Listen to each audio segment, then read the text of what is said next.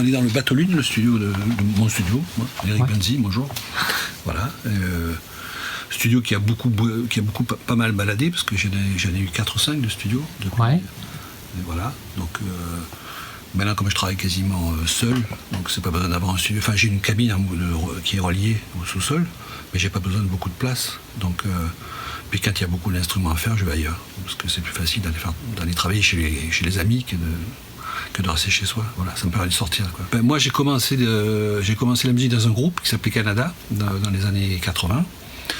Et suite à ça... À Marseille. À Marseille. Le Canada à Marseille. Voilà. On est monté tout de suite à Paris, parce qu'à Marseille, à l'époque, il ne se passait rien. Et on a réussi à signer chez EMI. Donc, et après quelques péripéties, qui avaient même presque 10 ans de rame, on a sorti un tube, etc.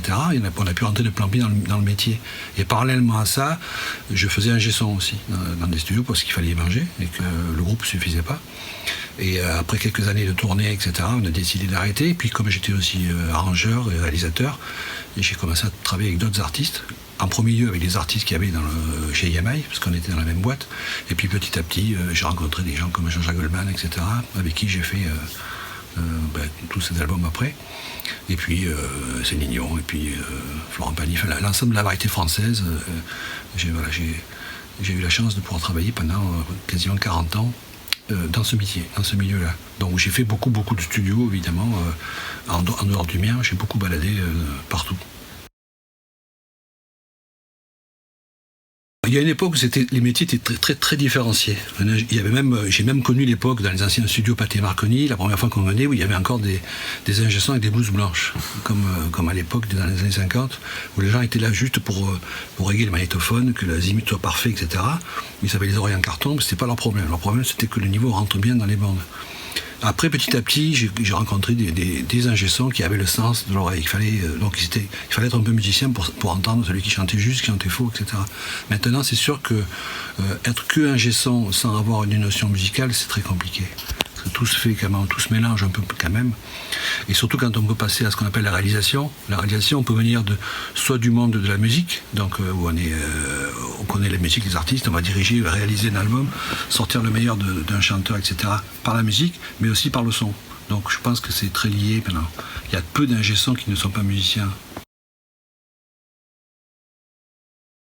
Le film récent qui a eu le biopic sur Queen, on voit bien en studio comme ils s'amusent à superposer les pistes, tout ça. Pensons à Alan Parsons, ce qu'il a fait avec les Pink Floyd, tout ça, l'histoire de comment ils ont enregistré la chanson Money, qui est extraordinaire. Il fallait faire une boucle. Maintenant, une boucle, ça se fait avec un ordinateur en 2 secondes, on appuie sur un bouton. À l'époque, il fallait coller des bouts de bande pour que ça soit. Il fallait passer dans le magnétophone. Si la bande était trop longue, il fallait prendre un manche à balai, aller à 5 mètres du magnétophone, tirer sur le manche à balai pour que la bande se tende pour faire la boucle. Enfin, ça prouve à quel point c'était inventif, c'était un pic de créativité. Maintenant, on en a aussi, mais pas de la même manière. C'est pas les outils qui nous servent à être créatifs, et c'est autre chose.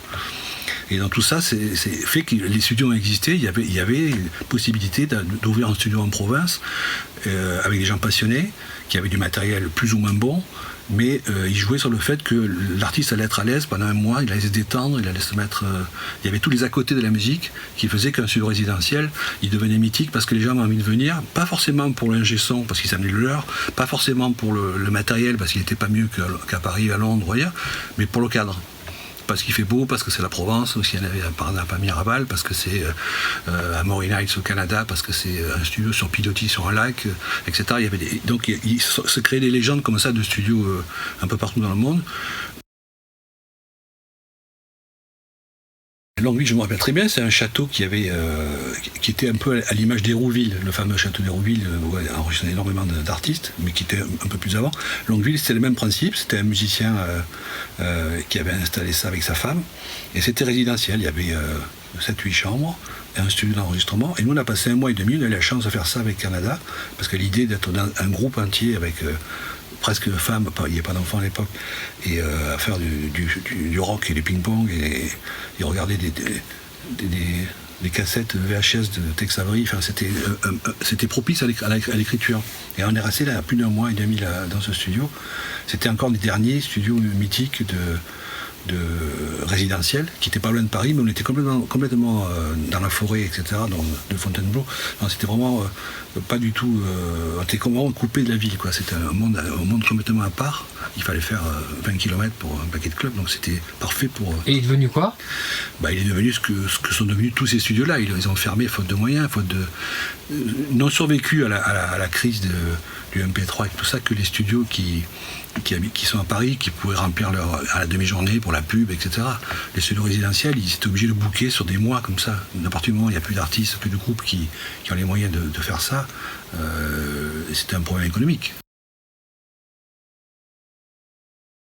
Je connais très très bien parce que c'est là que j'ai commencé avec Canada, c'est là que j'ai appris mon métier d'ailleurs. J'avais commencé à faire du studio avant, en autodidacte, et quand j'étais artiste EMI avec le groupe Canada, j'ai rencontré à l'époque Claude Wagner qui était le patron des studios. C'était encore des studios où il y avait des ingé-sons en blouse blanche dans les cabines, etc. Et donc lui il me racontait beaucoup de la grosse histoire de ce studio qui a accueilli les Stones, et puis Georges Jouvin, enfin vraiment beaucoup d'orchestres, etc. C'était un studio vraiment années 70, tout orange, tout ça, enfin avec un look très particulier.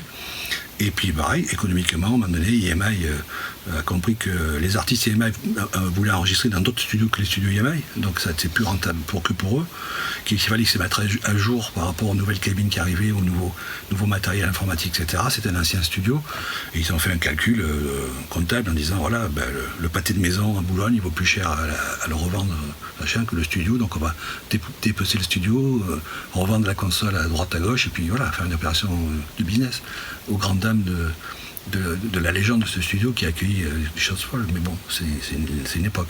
Notre époque